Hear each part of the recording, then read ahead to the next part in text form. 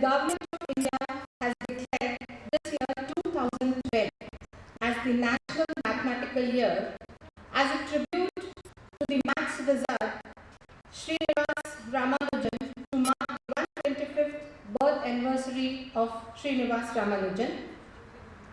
This surely is going to initiate to change the perception that pursuit of mathematics does not lead to attractive career possibilities. Along with C.V. Raman and Subramanian Chandrasekhar, both Nobel laureates, he is among the three great men of science and mathematics that Tamil Nadu and India have given to the world of modern times. As a part of this celebration, we all have gathered here, and Department of Mathematics, Faculty of Science has arranged this public lecture. I request today's program coordinator, Dr. Hari Kataria, to please escort the dignitaries to the dais.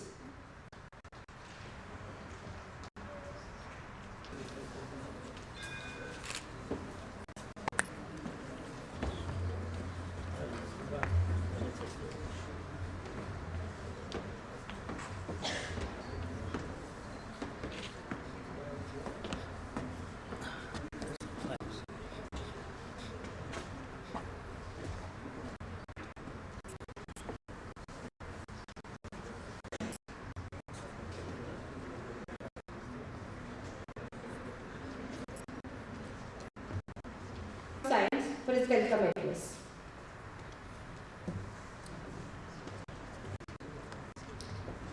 Good afternoon, everybody. Well, the Professor B. Kannan, speaker for today's lecture, Ramanujan Lecture Series lecture. Professor P.M. Shah, former Dean, Faculty of Science and Head Mathematics Department. My colleagues, Professor T.K. Das and Dr. Hari Kataria. Invited guests, my colleagues in the faculty, students, ladies and gentlemen. It is a great pleasure for me to welcome you all for this lecture. And the topic, the foreigners fascinated by the ancient mathematics, is a very fascinating topic itself.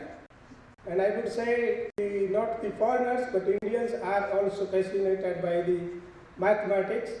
And mathematics has been the very integral part of our Indian society. We all know that anything which we learn after learning a language, that is the mathematics. Because mathematics is very much required to do anything in the life. So everybody is in fact fascinated by the mathematics.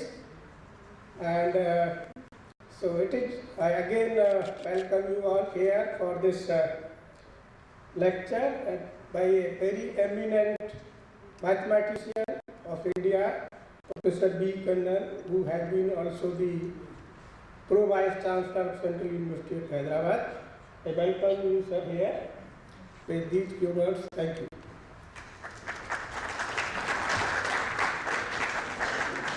Thank you so much, sir.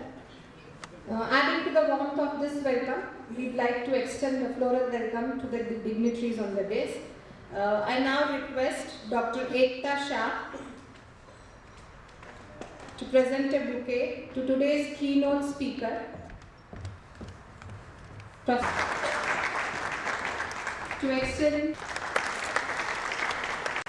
I request Ms. Dharitri Rathod to please extend warm welcome to our Dean, Faculty of Science, Professor A.C. Sharma. Thank you, colleagues. I now invite the coordinator of today's program, Dr. Hari Kataria, for a few words about Ramanujan, whose 125th birth anniversary we are here to celebrate. Dr. Kataria. Professor V.M. Shah,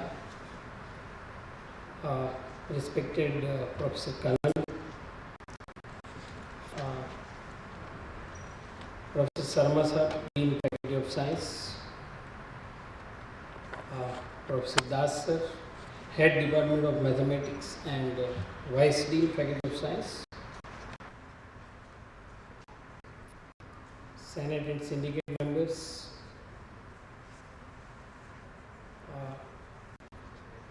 participants of the workshop, my fellow colleagues and student friends. We all know that India is a country blessed with great mathematician and scientist, and Srinivas Ramanujan was one of them. Srinivas Ramanujan was one of India's mathematical genius. He made wonderful contribution to the field of advanced mathematics. Even today, his fascinating results and mathematical theories and a number of unpublished notebooks filled with theorems continue to baffle and enroll mathematicians. Ramanujan was born in his grandmother's house in Erode, a small village near Chennai in Tamil Nadu. While he was still a baby, his mother took him to Kumbakonam near Chennai, where his father worked as a clerk in a cloth merchant's shop. That means he came from very poor family.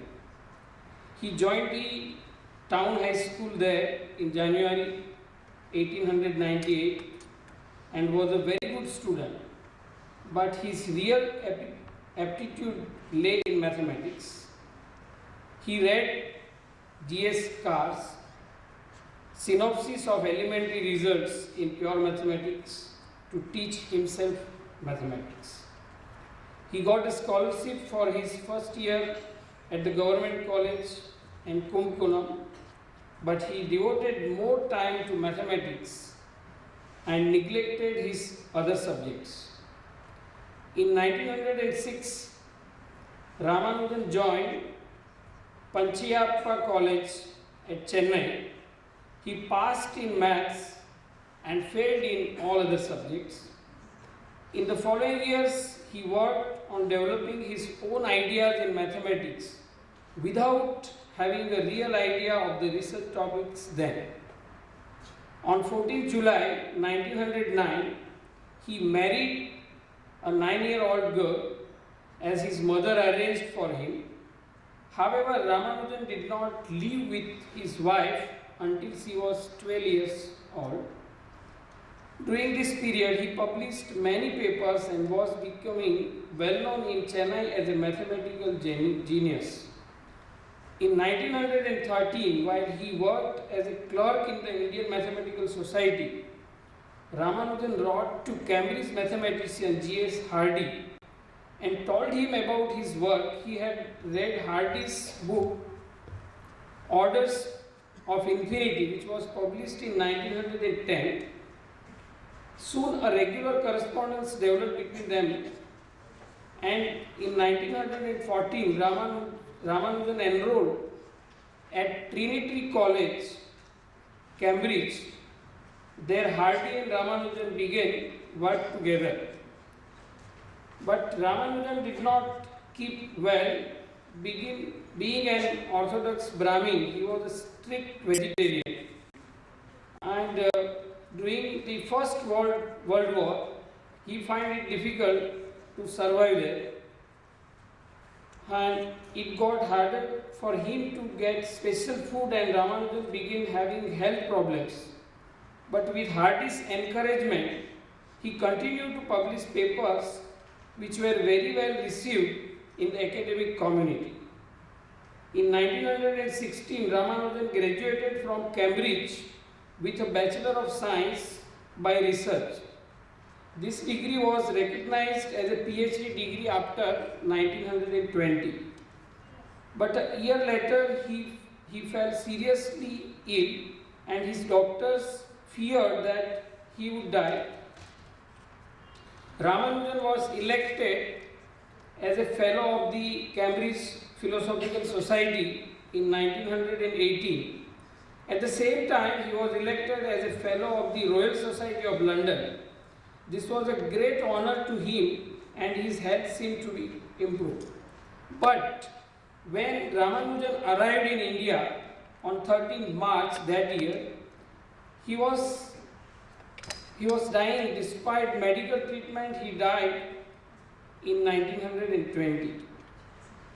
He made substantial contribution to the analytic theory of numbers and worked on elliptical functions, continued fractions, and infinite series. Ramanujan showed how to solve cubic equations in 1902, and he went on to find his own method to solve biquadratic equations. The following year, not knowing that the quintic could not be solved by radicals, he tried and of course failed to solve the quintic. By 1904, Ramanujan had begun to undertake deep research. He investigated the series sigma 1 upon n and calculated Euler's constant to 15 decimal places. He began to study the Bernoulli numbers, although this was entirely his own independent discovery. Ramanujan continued to develop his mathematical ideas and began to pose problems and solve problems in the Journal of Indian Mathematical Society.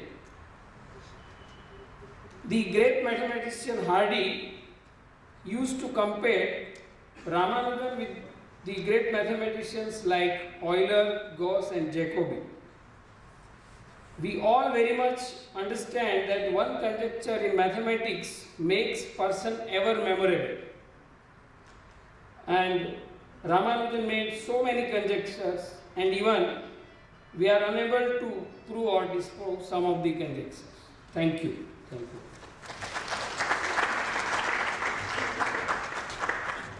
Thank you, Coordinator sir, for the reflection.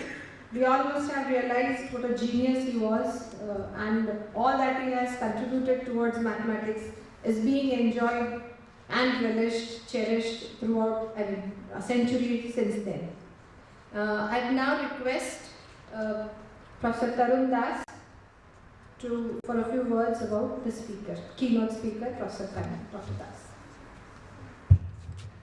Thank you, Bharti. Respected Professor Kannan, respected Professor Shah, Professor A.C. Sharma, the Dean, Faculty of Science, Dr. Haribhai Kataria is the Dean, Student, Faculty of Science,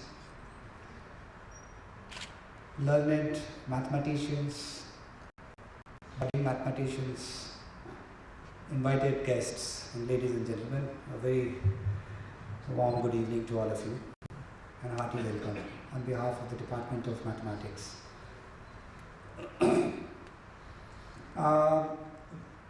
Department of Mathematics is in the midst of having a workshop and a conference.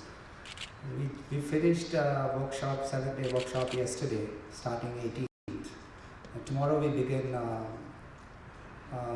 a serious session discussion meeting based on many items which have been covered in the workshop.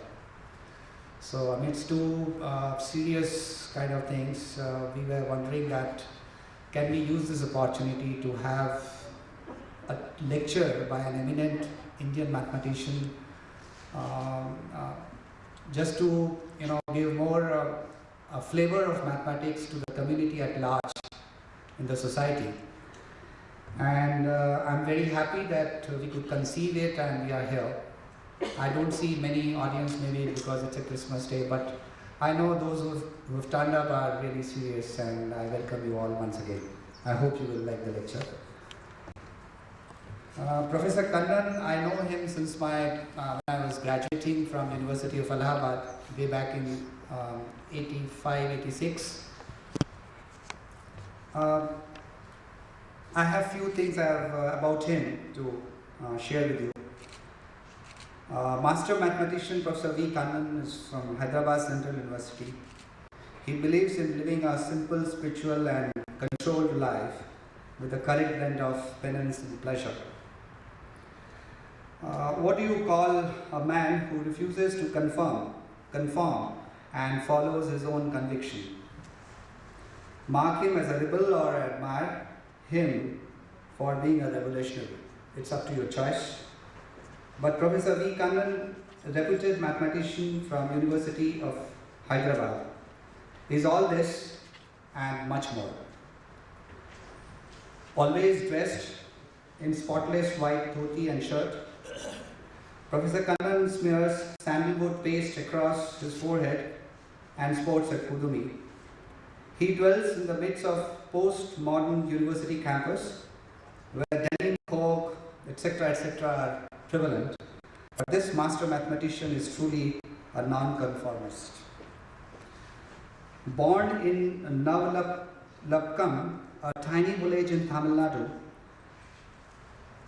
Professor V. Kannan decided to lead a simple, spiritual and controlled life with his right blend of penance and pleasure in proper proportions at a time when aesthetism and fashionable, it's abundance, is in abundance. I quote him, I was deeply influenced, I'm quoting Professor Kannan, I was deeply influenced by the traditional value system in my small village. They adhered to maximum discipline allowed by the environment. It was there that I decided to follow the footsteps of my forefathers. He has mastered the Yajurveda and prays 3 times a day. He never eats out and doesn't drink even water from anywhere except from well or nearby river.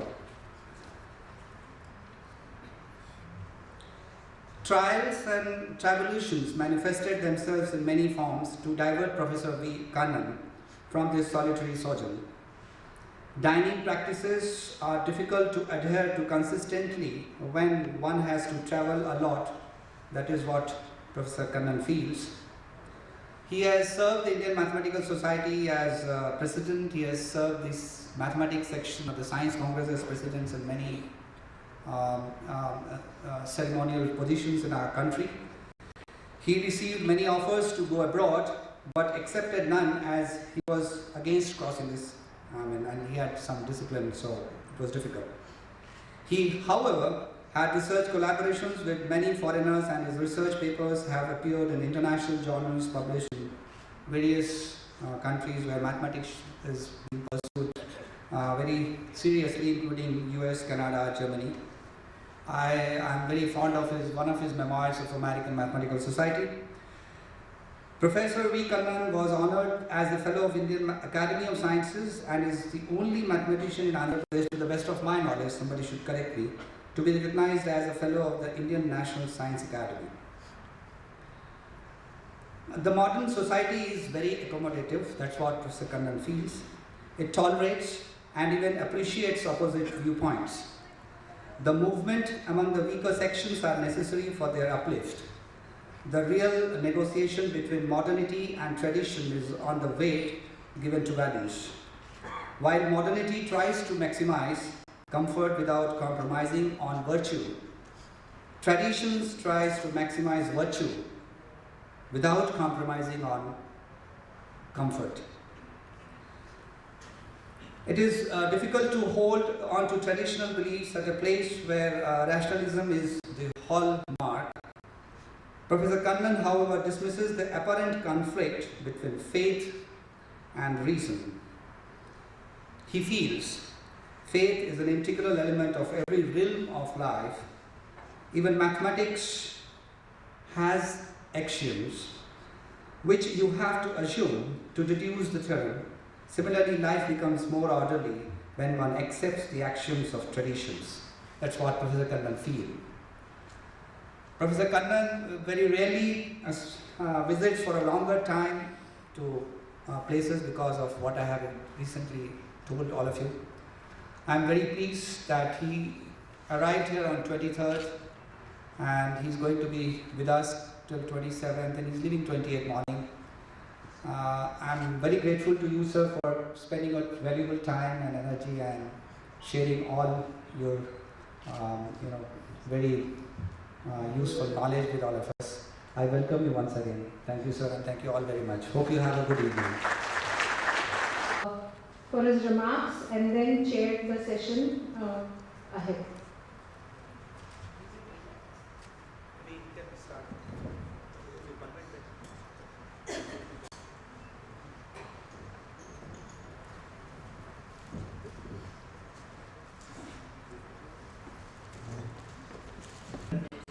Professor Das, Dean Professor Sharma, luminaries in the mathematics world present over here, researchers, young students, colleagues, teachers in the Faculty of Science and guests and student friends.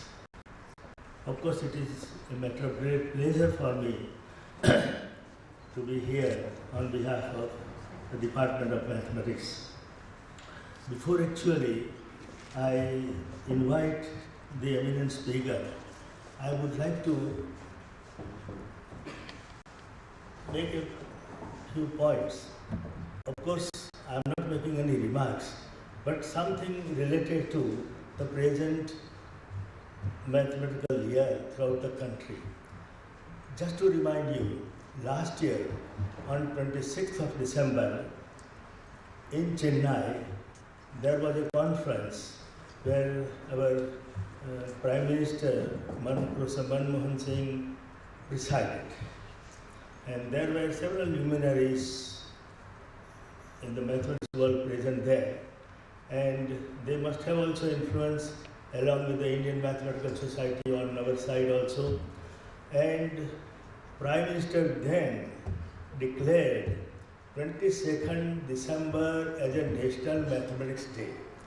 I am only sorry that this point is not well taken by the newspapers in the state of Gujarat. So this awareness has not gone to the common public that the 22nd December, the birthday of Ramanujan, has been declared as a National Mathematics Year on the lines of 28th February, the National Science Year in the memory of great C.V. Raman. So that is one point. It is not only that this is the mathematics year, but over and above it is also declared this way. And day before yesterday, 22nd, 2 days before, 22nd December was the first mathematical day that was